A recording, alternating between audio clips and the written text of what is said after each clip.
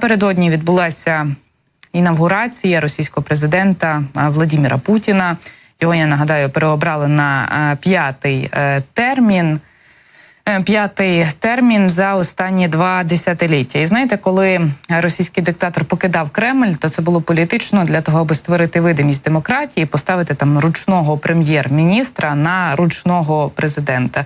І потім російський диктатор все повертався. Напередодні дива не трапилося.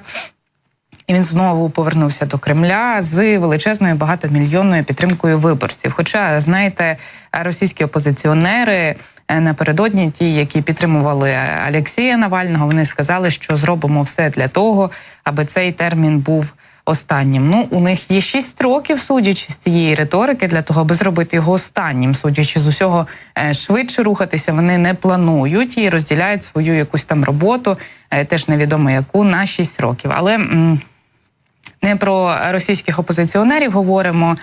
Поговоримо давайте детальніше про гостей закордонних, гостей з України, а точніше з тимчасово окупованих територій. Адже Володимир Сальдо, гауляйтер Херсонщини, теж напередодні побував на інавгурації російського президента Владимира Путіна. І, звісно, пропаганда на тимчасово окупованих територіях напередодні вихваляла російського диктатора, розповідала, який він молодець, як він все хорошо зробив на тимчасово окупованих територіях тощо.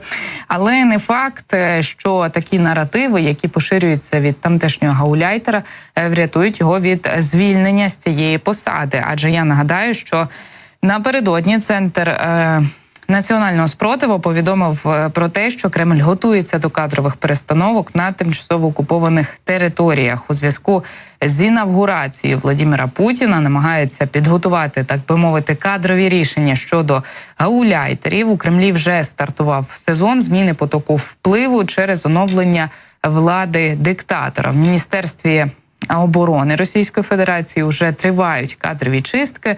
Зокрема, до СІЗО відправили Тимура Іванова, заступника Сергія Шойгу, який контролював розкрадання коштів при будівництві на тимчасово окупованих територіях півдня України. Ми з вами про це вже неодноразово говорили. І от кажуть у ЦНС, що наразі триває перерозподіл потоків у захоплених регіонах. Саме через це гауляйтери їхали напередодні на поклон Владимиру Путіну, поклонитися і, так би мовити, попросити, щоб не увольняли і не сажали. Ну, не знаємо, вийде чи не вийде. Центр національного спротиву тим часом зауважує, що на Росії немає процедури звільнення з державних посад, того партизани очікують посадок та безслідних зникнень.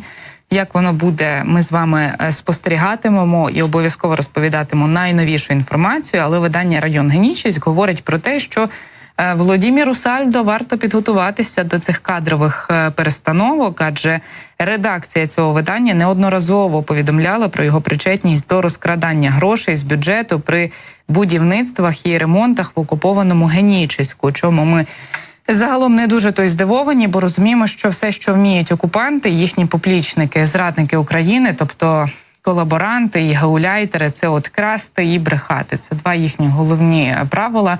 Якщо не вмієш красти або не вмієш брехати кожен раз, коли відкриваєш рота, то жодна посада не світить взагалі. Це таке враження, у них 2 головні вимоги, знаєте, того рекрутингу збоченого на тимчасово окупованих територіях і на території Російської Федерації. Але гаразд. Пише район Генічеськ про те, що великі суми коштів, призначені на розвиток та начебто відновлення інфраструктури окупованого міста, зникали безслідно, а обсяги і якість проведених робіт не задовольняли навіть частину місцевого проросійсько налаштованого населення, у тому числі місцевих колаборантів. Низка звернень і вимог була адресована до владних структур з метою розслідування дій Сальдо і притягнення його до відповідальності.